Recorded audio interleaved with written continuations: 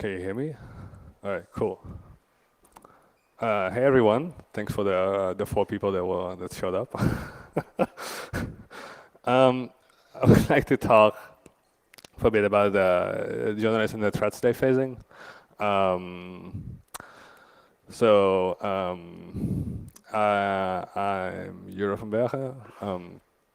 I'm an IT security analyst for OCCRP, which stands for the Organized Crime and Corruption Reporting Project. We're an organization with their headquarters in Sarajevo.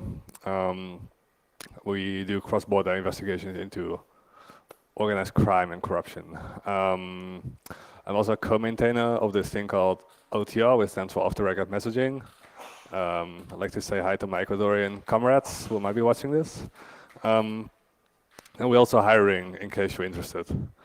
So OCCRP, as I said, it's Organized Crime and Corruption Reporting Project. We have our headquarters in Sarajevo, but we're based in 40 more countries around the world. We do a lot of cross-border investigations into corruption, as corruption, when you do really high-level corruption with a lot of money involved, you probably need a bank or any kind of other entity in another country to make that possible. Like tax havens or European banks, for example. Some of those noteworthy investigations, some of you might remember, are like the Azerbaijani laundromat.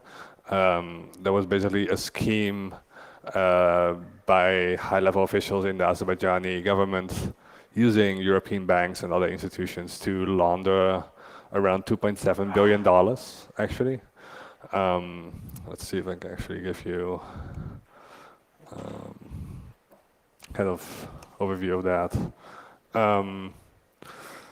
So it was a complex money laundering operation, a slush fund that handled $2.9 billion over a 2-year period through 4 shell companies registered in the UK, which have been uncovered by joint investigations by a bunch of journalists and organizations across the world, from Denmark, OCCRP, so Deutsche Zeitung, Le Monde, the Tide in Belgium, Novaya Gazeta in Russia, for example, and a bunch of others.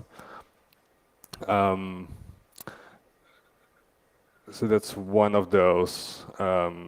It's sort of interesting as it has a lot of like a local connection here, as Danske Bank had their branch in Estonia, and they sort of turned a blind eye to a bunch of these transactions, as they were already warned in 2017, and also before that, that they were sort of facilitating and didn't have a good check and balances within the organization to make to sort of stop these practices from happening.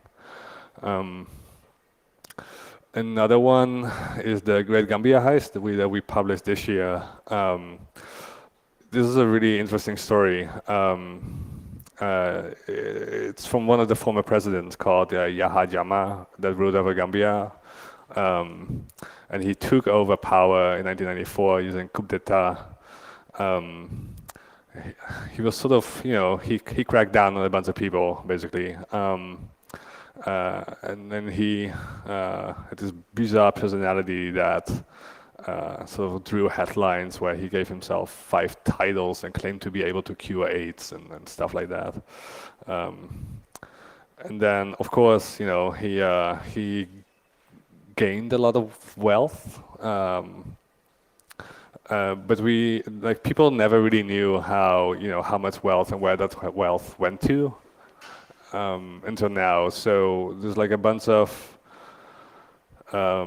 information we got that we published, where I think the amount of laundering was around like $1 billion. And that went through from Gambia to China to Hezbollah. As far as I understood from the story. So if you're to the Hezbollah laundromat, it's a super bizarre story. I really, if you want to read a really bizarre story, I would definitely check that one out. And then there was this other laundromat that happened this year that we published called the Troika laundromat. is basically, again, let's see where I have it. This one, basically, it's a bunch of corrupt politicians and organized crime figures, for example, like either connected to the Kremlin or like the FSB that use European banks to launder a bunch of money, again, through Danske Bank, for example. So yeah, it's a good story. It's on our front page in the top. Of course, it's not really gonna load. No thanks. This one. All right. So we actually gave them an award last year for being the most corrupt actor of the year, as they've sort of facilitated a bunch of money laundering schemes from all across the world, basically. And now there's an investigation that sort of, in total, is $270 billion worth of transactions that are under investigation at the moment. So I guess the sort of summary is that we published and found out through a source that gave us the information there was money bouncing between this particular branch of the Estonian Danske Bank that went through several companies in Europe. In London, they were sort of dormant, but they were not actually dormant, as they were doing like, you know, hundreds of millions of or tens of millions of transactions each day. Or the worth was several tens of millions. Super bizarre. So when you do this sort of reporting, people tend to get upset as you sort of like dry up their money laundering scheme. So like, what do sort of people think that there's sort of threats that we might face?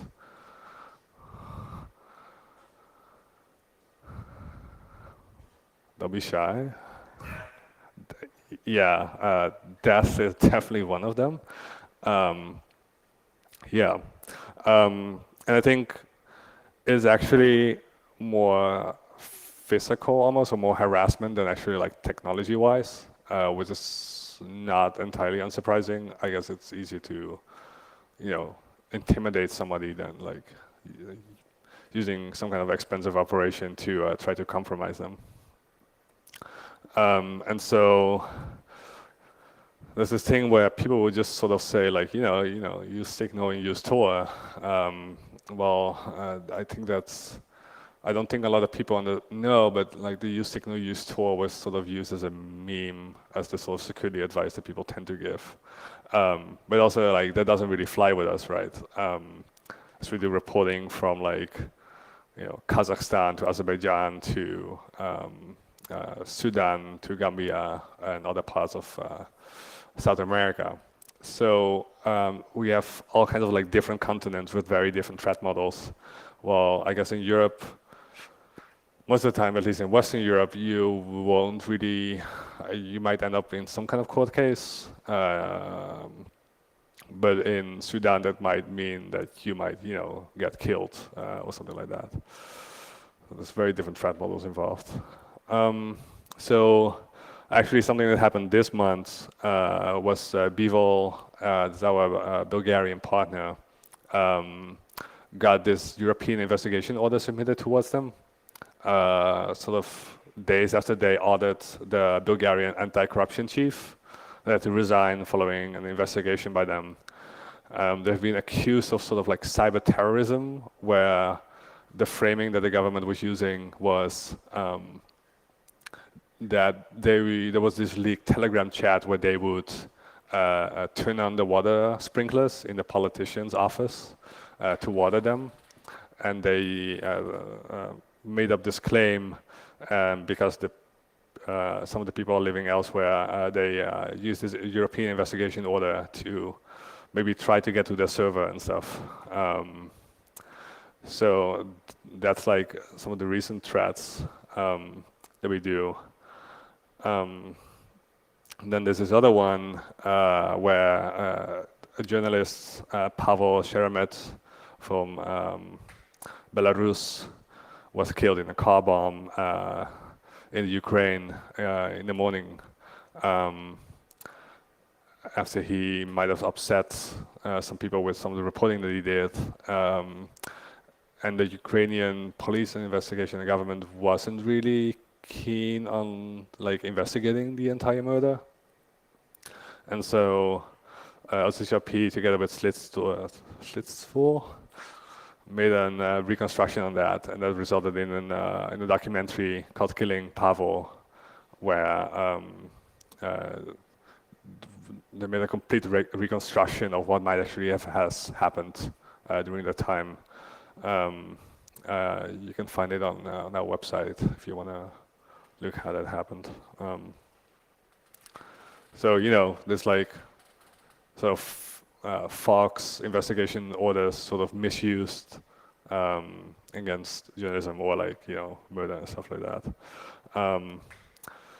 But then there's also the online threats. And actually, I guess the online threats are almost cuter in a way. Of course, like, it's a lot easier to phish journalists or people in general. I guess there's not much of a difference between like other targeting of companies or organizations. So I think actually this week, CyberConnect and some other researchers found out that they made a complete clone of like Proton Mail and tried to phish people like that. Mainly journalists targeting, you know, the Kremlin or Russia. So people have been saying that maybe it's like, you know, attribution is hard anyway. But as they have been investigating mostly Russia-based things, they started pointing towards Russia. I mean, we see this as well quite a lot, is that phishing is definitely the #1 attack factor. Luckily, sort of two-factor authentication and training helps quite a bit.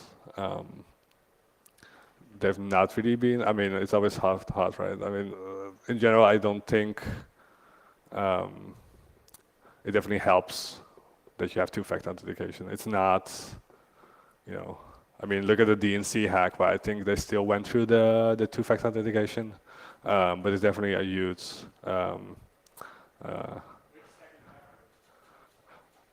The second factor of, I think, the Gmail thing for. No, it's not SMS. It's actually like Google Authenticator. So that's TLTP, right? Yeah. So it's definitely the TLTP. We definitely do not encourage SMS 2FA. We explicitly disable that. As apparently still getting access to SS7 is apparently rather easy. So I'd rather not be targeted by that. Also DDoS attacks. So we don't really like Cloudflare. Because of that, we have somewhat of our own caching infrastructure built. It's open source. It's sort of like a bunch of Nginx running across multiple providers around the world that do caching of the front end with a sort of like a couple hour long cache. Which is actually open source in our GitLab.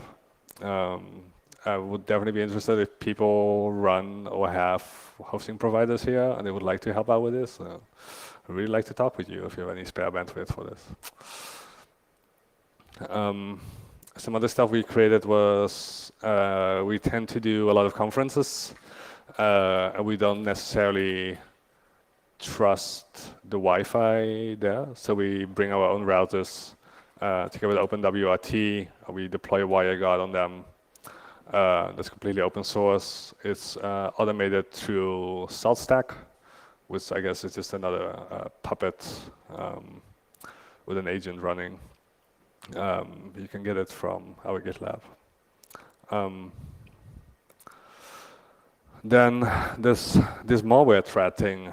I think this is actually an interesting one, as journalists sort of, their job is to receive information.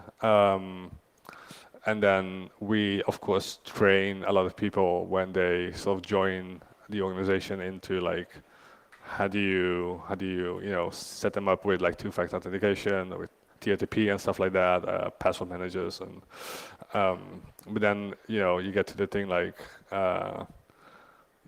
what if journalists obtain any kind of documents, right? And they click on it and start watching the files, then they might have already clicked on it on their workstation, and then how do you deal with that? So most of the time, um, if we get files, like really a large amount of files, we do it through different means where we do some conversion of the data to make it at least slightly safer. So hopefully, the malicious bits are actually gone from the documents. But that's not always the case. So we tend to sometimes review some of the laptops of people.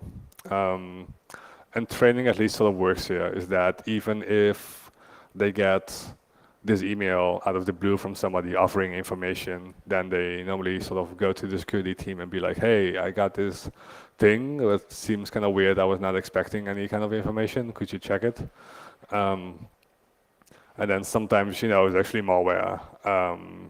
But sometimes, it's not actually targeted malware. It's actually just a banking Trojan that they got. So, you don't only have the targeted sort of malware. It's also just like the general like banking or ransomware stuff that gets sent around to them. Then there's a lot of the document threats. So some of you might remember the Reality Winner case with the printer dots and stuff like that. We created some kind of policy a while ago, like, what are some of the threats and how can you sort of, do some of the countermeasures with that. How can you actually check for yourself if there's any printer dots available, right? So I'm not sure if I have an example that I can show. Let's see. Maybe here.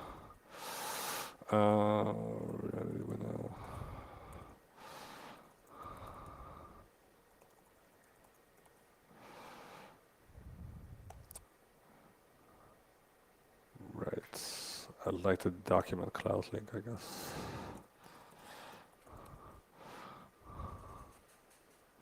Oh.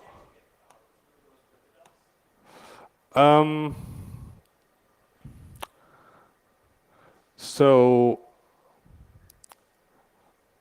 I don't know the exact timeline from the top of my head, but I think the Intercept published the document online with the printer dots already available without sort of turning it into another document. So the printer dots would no longer be available. I think from that thing on, the job that she worked at could go back and see like who had access to this document, and I think she was one of the 6 or 7 culprits, so to say, of like who accessed the documents. And then because she also had access to the intercepts from her workstation, I think that gave her to be like the prime suspect of this leak in general, as far as I remember. Right, yeah, and the Intercept also gave the exact document to the NSA for comment. Yeah.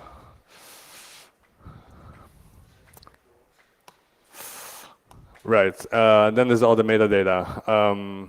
So even though we turn all the documents into new documents, there's always some documents that will still have some metadata because they're like part of a really small dump that we got, and so that's the people that created math 2. that's this sort of metadata removal tool. That's pretty nice. And it removes a lot of metadata from like a bunch of file formats from like, doc, docx, ODT.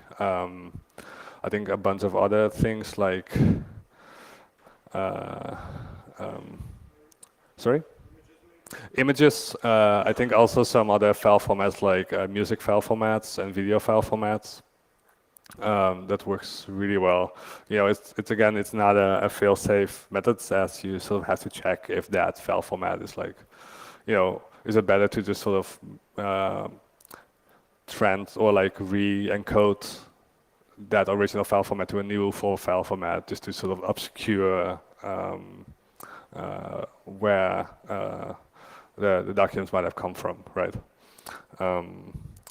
As I think, for example, there was a case in the Netherlands a long time ago where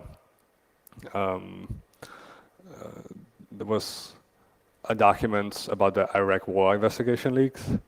And it seems like the sort of Dutch Secret Service wanted to had like a suspect inside that was their own person, and they were convinced that the document came from one of the people at the Secret Service, except that this document was also shared at different ministries. So they say, well, it's a state secret. It must have come from somebody within the Secret Service. But it seemed like, she was definitely not the person who leaked the document, as so many other people had access to it, and they were not actually even investigated.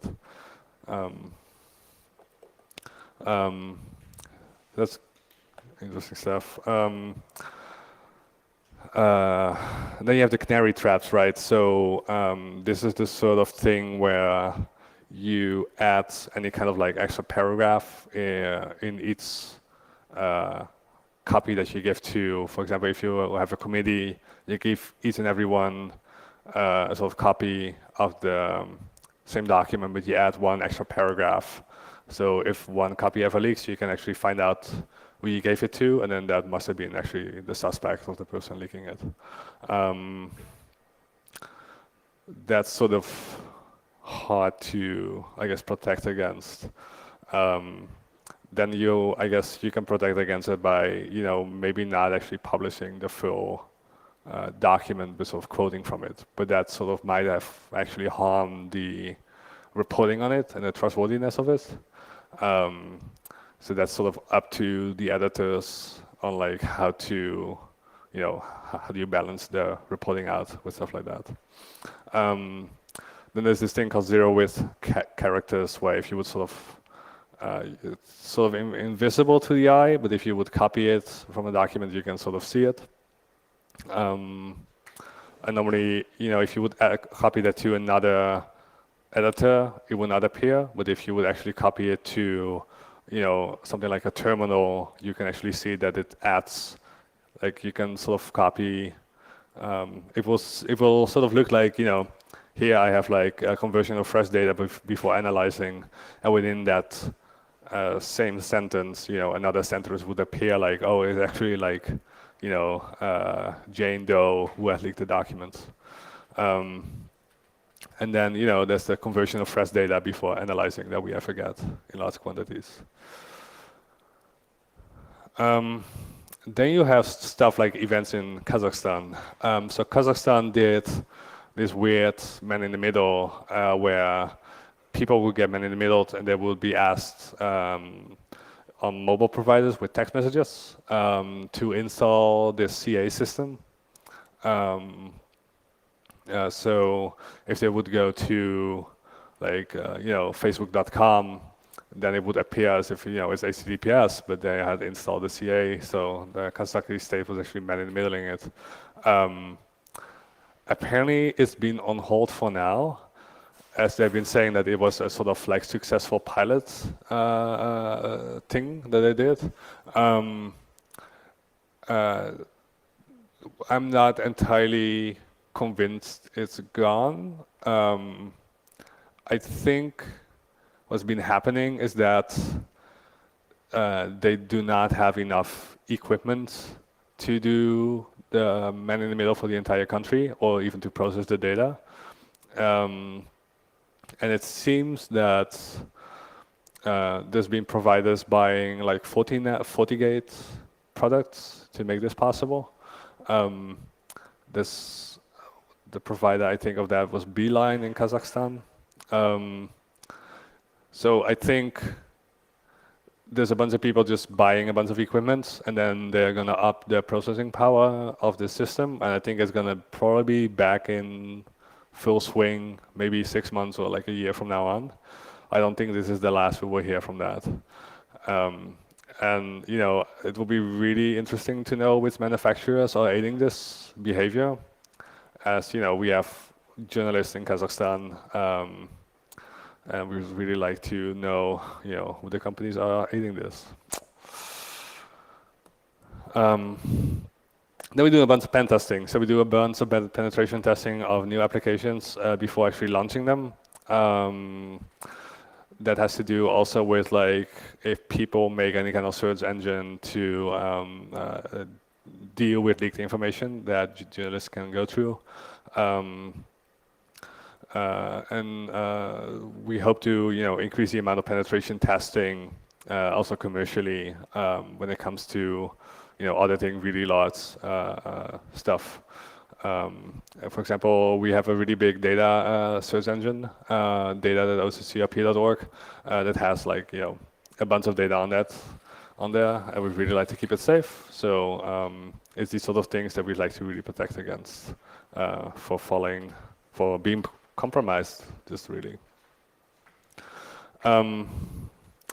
So, you know, in case you ever get compromised, there's a bunch of actors that are targeting sort of the stuff in this sphere of like, you know, if you tend to investigate Troika laundromats, you make interesting enemies. And some of these threat actors tend to reuse IPs for domains for phishing when you point them to. So it's always sort of interesting to look at like domains and IPs used in the past and see if they ever change IP address,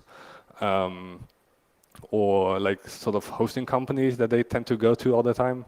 So through you know, passive DNS and some other tricks, you can sort of maybe figure out attacks before they actually happen. As some of these actors tend to, you know, register a domain like 6 months before they actually use it. So there's a bit of time before you can actually like, you know, take some of it down, or like if you detect them, revoke any kind of SSL certificates. I actually I managed to revoke one certificate, I think a month ago, that was targeting one of our journalists in like, that was impersonating a major US email provider. And they took it down within a couple hours. So that was kind of nice. And then, you know, with that, you can monitor SSL certificates with certificate transparency, which is kind of super useful. I think another really nice tool that I use a lot in investigations like that is Passive Total. They have like this huge like resource of like terabytes and terabytes of data, where you could actually use a domain and you could see like all the sort of like WUIs that it went through in the last couple of years. So I think, investigating a domain yesterday. You could sort of put it in, and then you could see that it changed ownership 3 times, or like somebody just updated the WUIs details to be, I think, like actually a fake person. And you know, that was just to a Passive Total where you could do that. So it's really nice. In the community version, you get like 20 or 25 free queries a day. So I would definitely, if you want to have fun with that, check it out.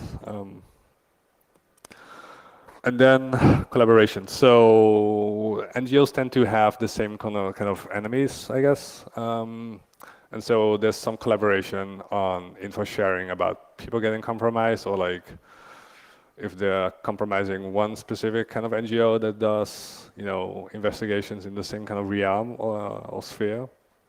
We tend to help each other out with some collaboration and information. And then it's always good to have friends who are a lot better in malware reversing than I am.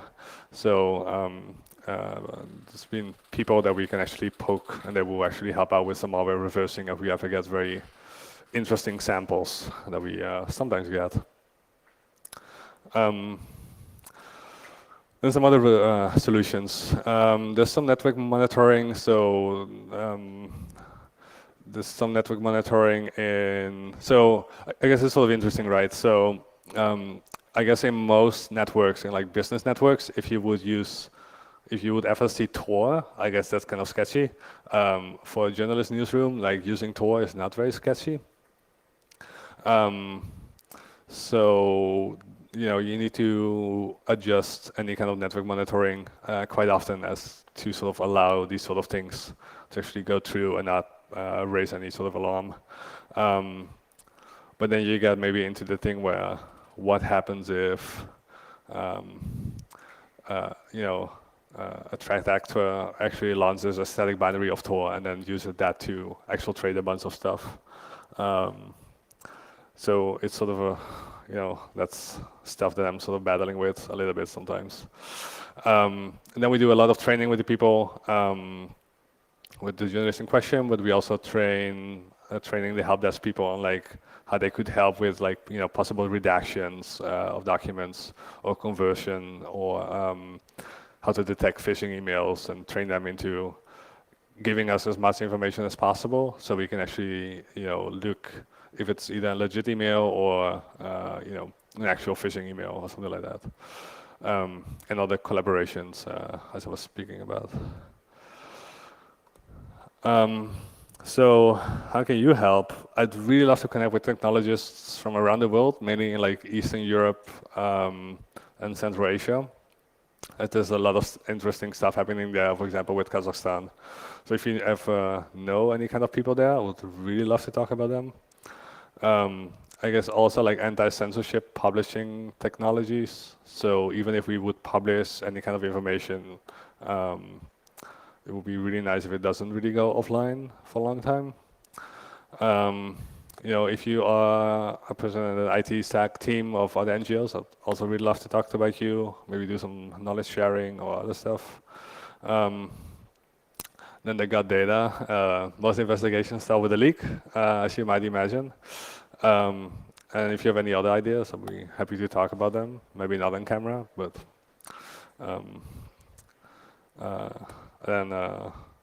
that's sort of my talk. It's hard to sometimes be very concrete about some of the security stuff that you do, as we live in very interesting times. But I'm happy to answer any questions while I'm here, if anyone has questions.